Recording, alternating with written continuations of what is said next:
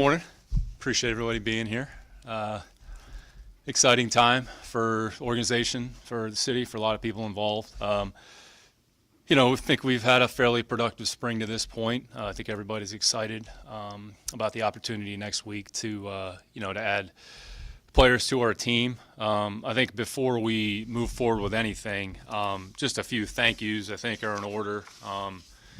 Anytime you do something of this magnitude, there's a lot of people that are involved in that process along the way from the beginning.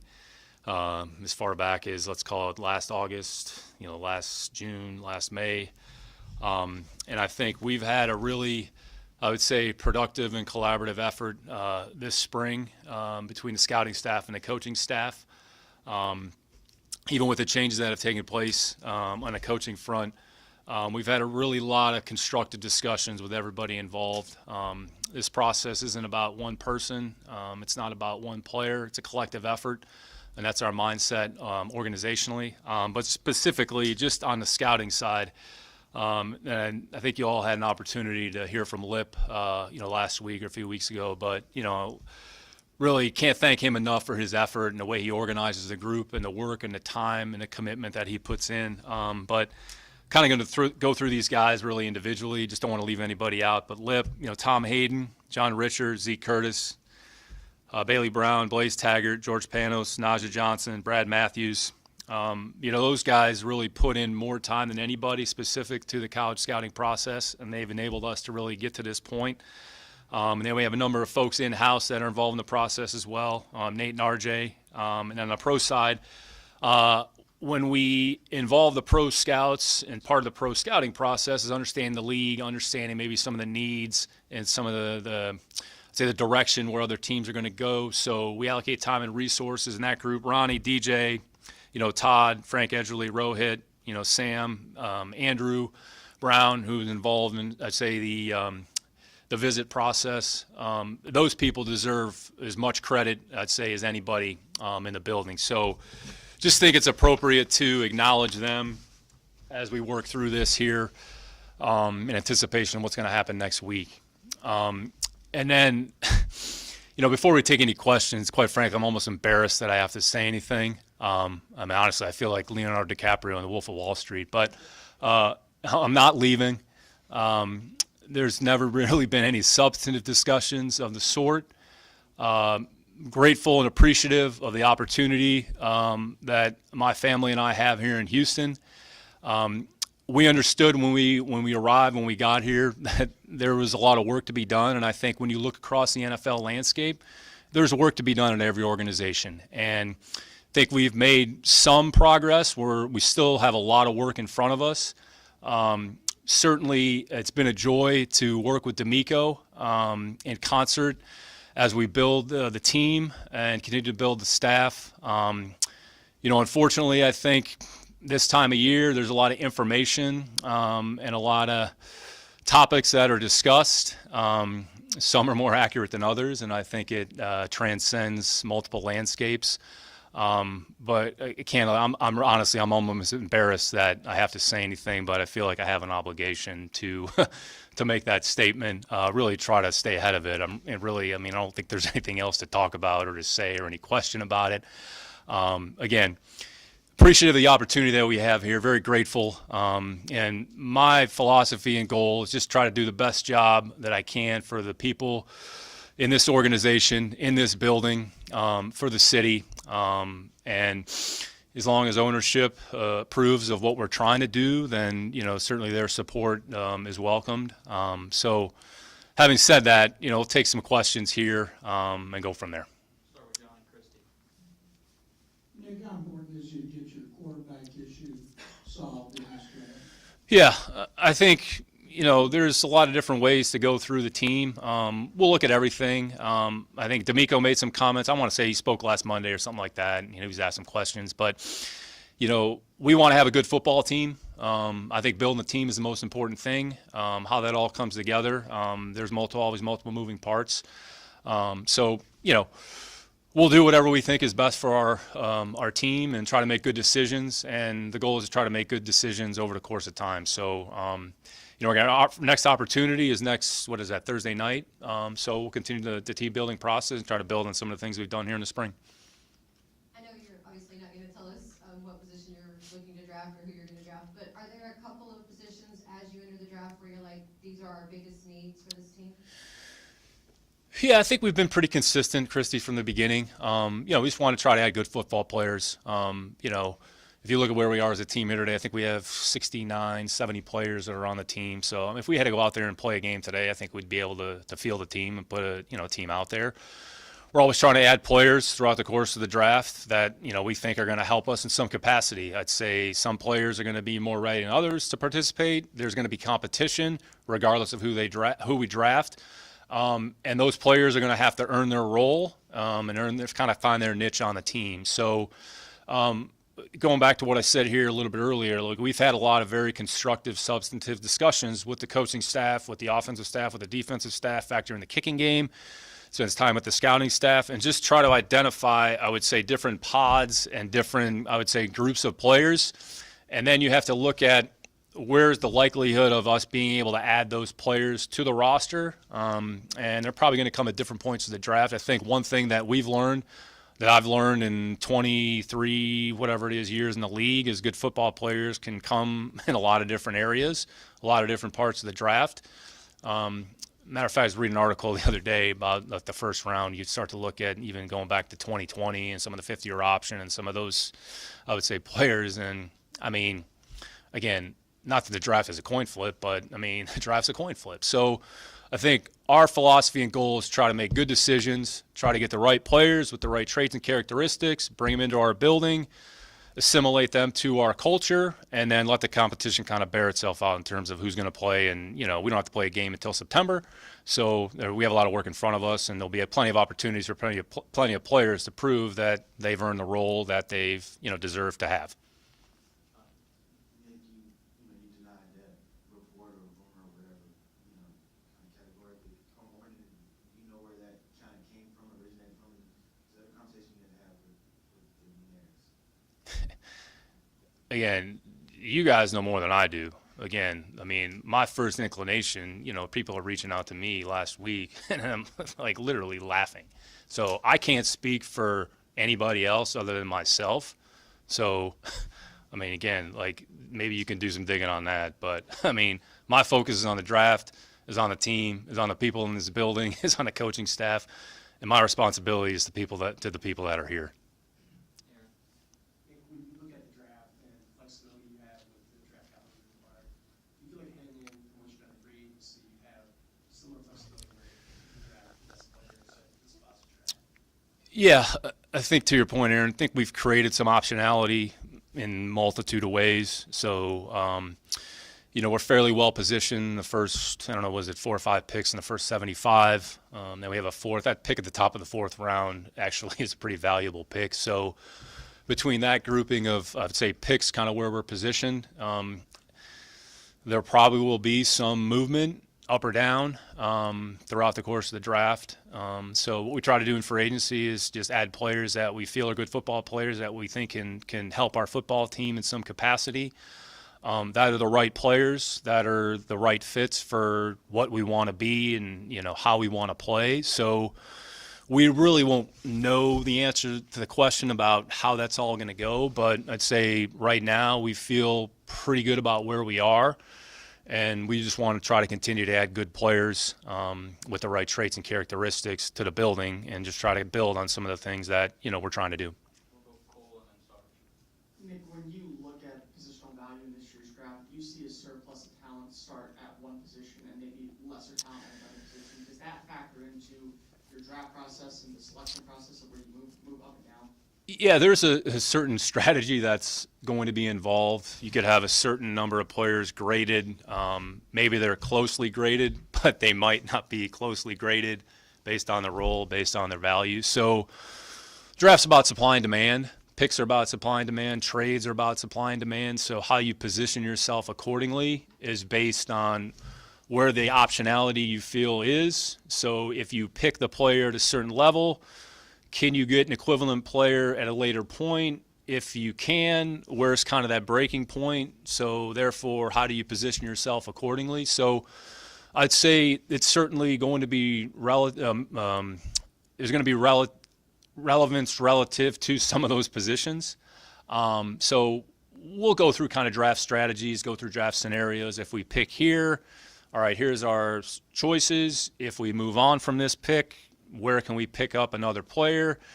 What's the recourse there? So we're actually having those discussions, not daily, but, kind of every couple days, just sort of recalibrating based on some of the information. We might get some new information. Say we're finishing up our draft visits here this week. Those have been very productive, I would say.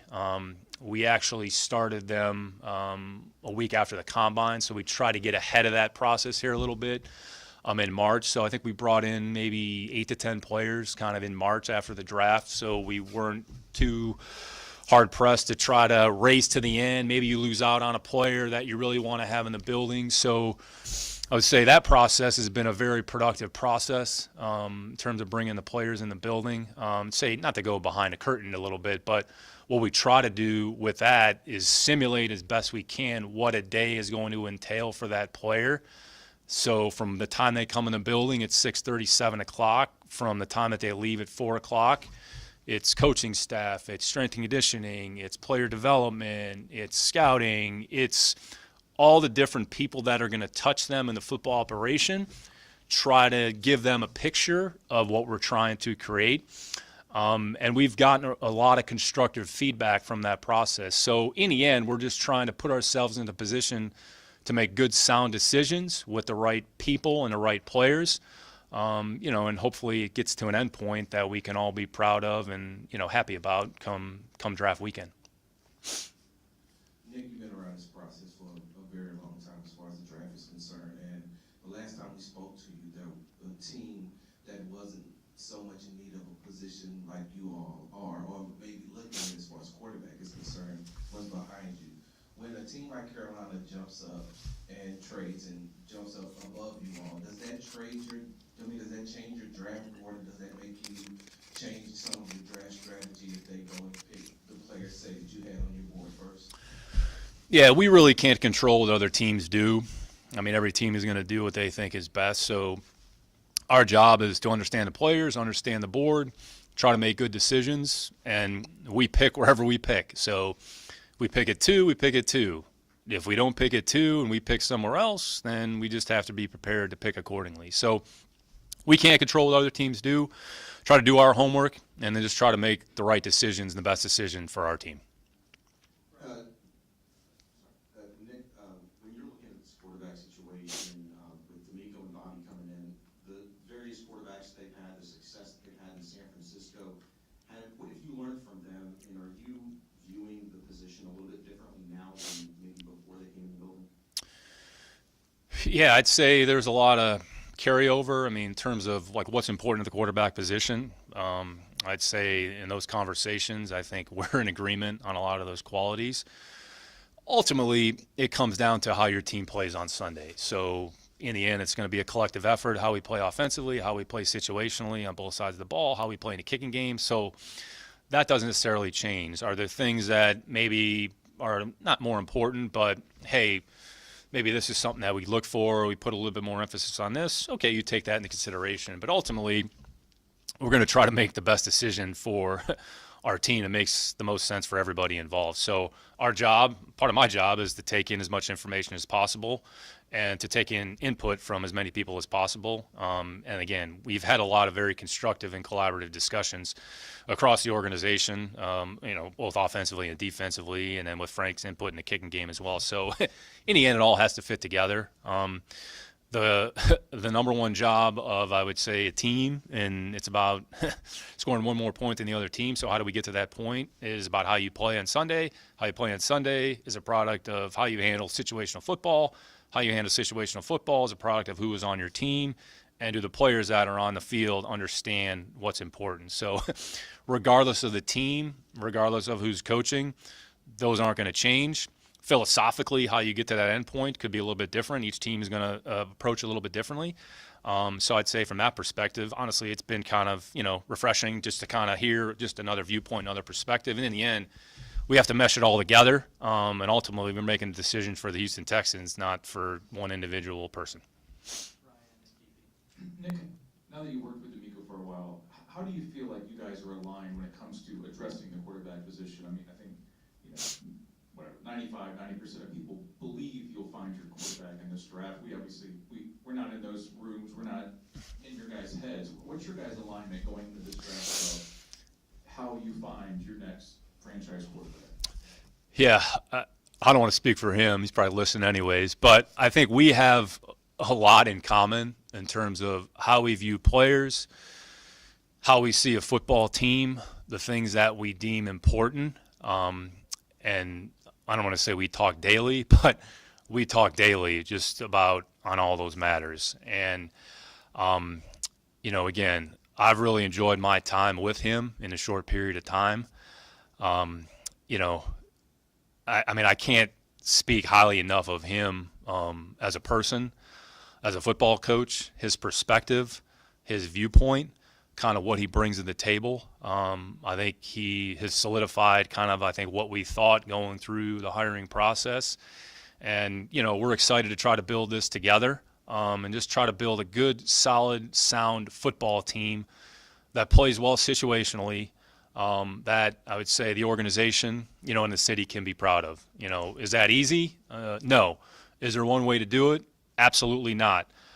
We've both had the good fortune of being in good programs and being a part of good teams and understanding what good football looks like. So how do we kind of put our stamp on the Houston Texans 2023? Like, in the end, that's the goal, and that's the most important thing. Nick, obviously every year is different, but in the last few years, when you look back at the draft process, how have you evolved or changed the process for yourself in this group moving forward? Yeah, Deep, it's a great question. We've kind of looked at, I would say, everything, on a yearly basis. So whether it's a draft process, is there something maybe we can do a little bit different, which we've done that this year. Just alluded to a little bit earlier, kind of the process of the onboarding of the players from the visits, and then what we do post-visit, how we consume that information, how we accumulate information, how we apply that information, or whether it's including a different viewpoint or a different angle, or it's a different tool maybe that we didn't have previously that, maybe we've outsourced to try to get maybe a secondhand view. So whatever we feel we can do to improve what we're doing, that's what we're going to try to do. And I think we have a responsibility to each other to do that, I would say, fairly consistently, whether it's pre-draft process, how we train players, the resources that we provide to the players. So we're constantly looking at everything to try to improve, with the end goal of doing what's best for the organization and also prioritizing what's most important for the players. Are we providing the players the requisite resources available to them so that they can be as successful as possible? So I think we're trying to do that. We've made, I would say, considerable effort in that regard. I know it's secondhand, but in the spring, I'd say some of the commentary from the NFLPA, from the players about some of the things that are going on in the building, I think that's a reflection of the people that are in the building, and just always trying to do things in a positive, professional way that serves the players in the best capacity possible. So to answer your question, we've definitely looked at some different, not that we've completely modified the process, but we've incorporated some things to hopefully enhance what we're doing to arrive at a good endpoint.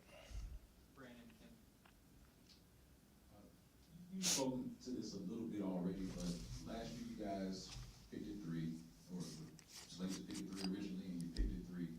But before the draft, when you talked to us, you were pretty open about being open for business with the number 3 pick last year. So I asked you this year, the number 2 pick open for business. Brandon, we've received some calls, actually, on the number 2 pick. So I think our job and responsibility is to listen, not rule anything out. And I think whatever the end result is, come Thursday, we'll be prepared to go either way. So if you want to quote me, are we open for business? I'd say we're open to listening. So if you want to change the vocabulary this year a little bit, but We have received a few calls, and again, I think our responsibility is to listen, to try to take the information in, and then just make the right decision. Hey, Nick. There you are. So I know that you've done this, you've been in the league for 23 years, and that this is about a team, not just about you. But with this being your third year in this particular role, can you talk about just what you've learned over your 2 years? What may be different about you as you approach this? Yeah, the league's hard. There's never, I would say, one way to do it. And I think, look, we're all grateful to be in the position that we're in.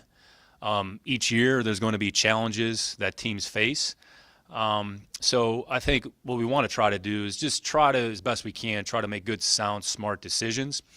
And if you do that over the course of time repetitively, I think that enables you to have the most long-term success organizationally. So we have a lot of work in front of us, but always invigorated by, I would say, the off-season, because essentially everybody's kind of starting over, regardless of what happened the previous year, regardless of what the end result is, whether you're Kansas City or you're the Houston Texans. So I'm not saying we're like the Kansas City Chiefs. Like, believe me, that's not what I'm saying. I don't want anybody to write that and then interpret what I'm saying. But I think, you always have to, I'd say, have an open mind, be grateful, be humble, and understand that you don't have all the answers. And it takes, I would say, a team effort.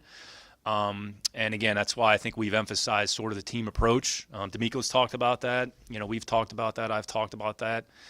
D'Amico's talked about, the swarm mentality. I think that's a pervasive attitude and mindset that we want to, I would say, transcend the organization. So, people that have a special work ethic and relentless mindset, our responsibility and job is to find those players and find those people.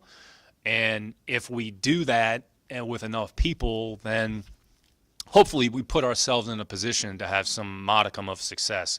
It doesn't guarantee success. Nothing's guaranteed. Like, we're not guaranteed tomorrow. So I think it's just try to come in, try to have the right mindset, try to have the right attitude on a day-to-day basis, try to make good, sound decisions, understand you can't control. There's only so many things that you can control, which, again, like, I'm sort of first-hand example of that, having to answer a question about something that's out of my control. So, just try to enjoy the process, understand that, nothing's guaranteed. Again, when you look at some of the things that are going on societally, it kind of puts things in perspective.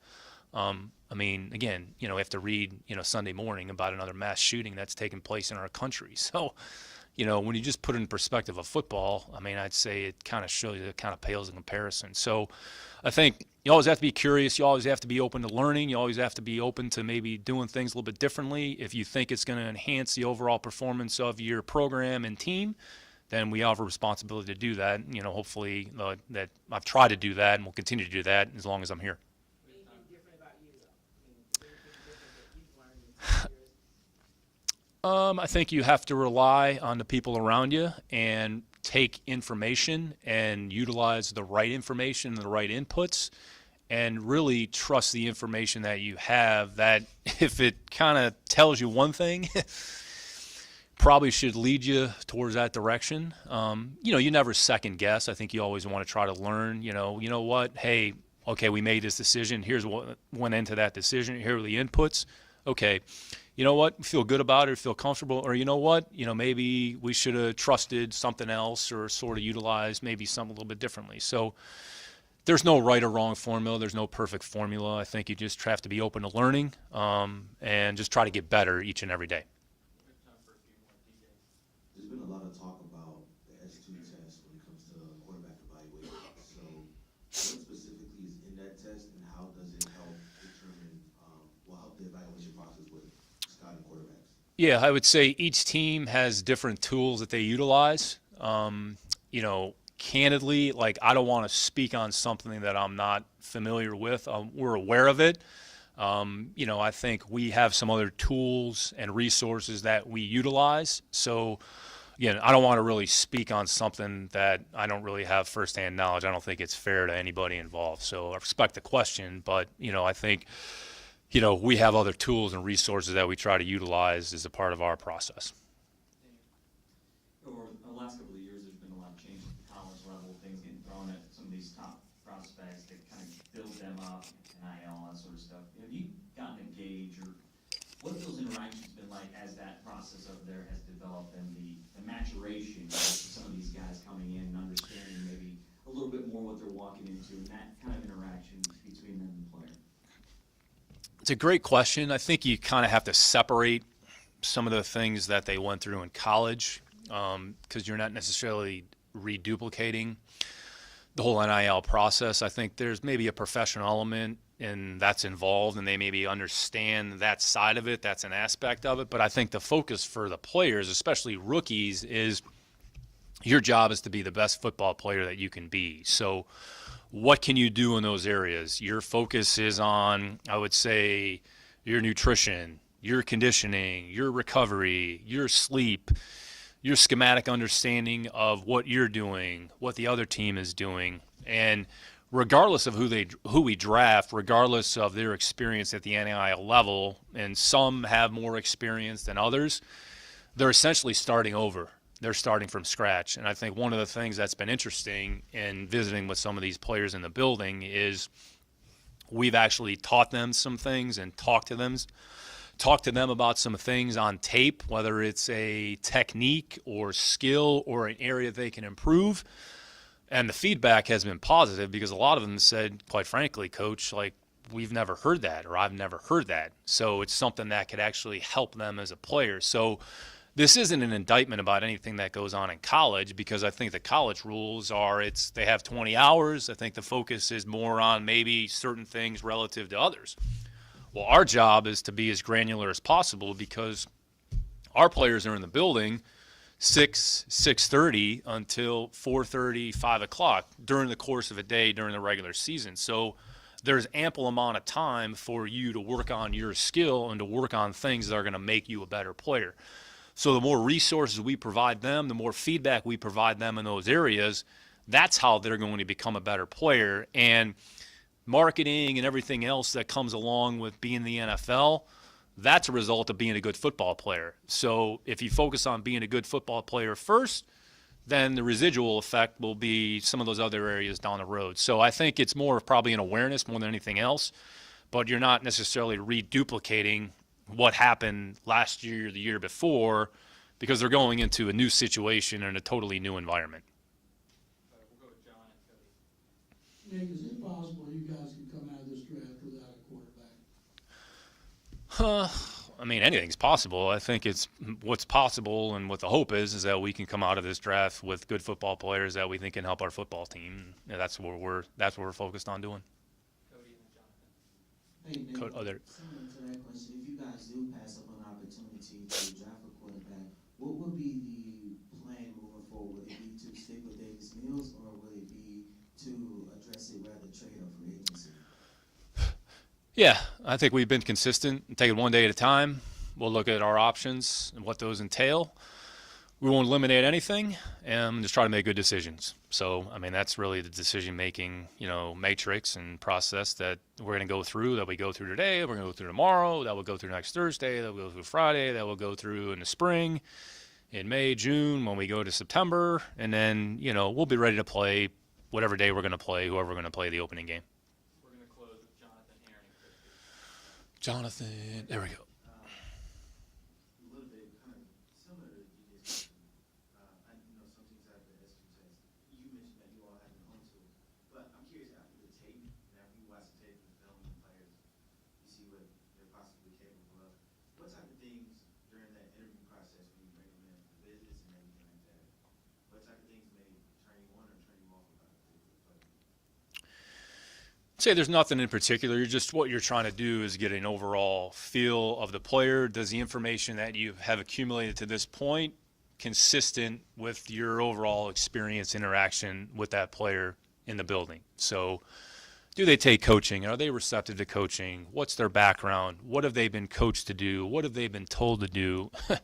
Because when we're independently watching the player play, talking specifically about what they're doing on the field, sometimes you really don't know. You think you might know, but it's not real clear. So you go through their scheme, kind of get their perspective on it. We teach them our information. How do they retain our information? Can they retain our information? Can they apply what we're telling them? Can they take a training technique or something that we're providing them? They understand the importance of it. So what you're trying to do is just get an overall feel for the person on a day-to-day basis. So when they walk in the building, so whenever you draft a player or you sign a player, you get everything that comes along with them. So there could be a certain picture painted of a player, but the perception and reality, might be different. So our job is to say, all right, in the end, where's the truth? What's the right answer?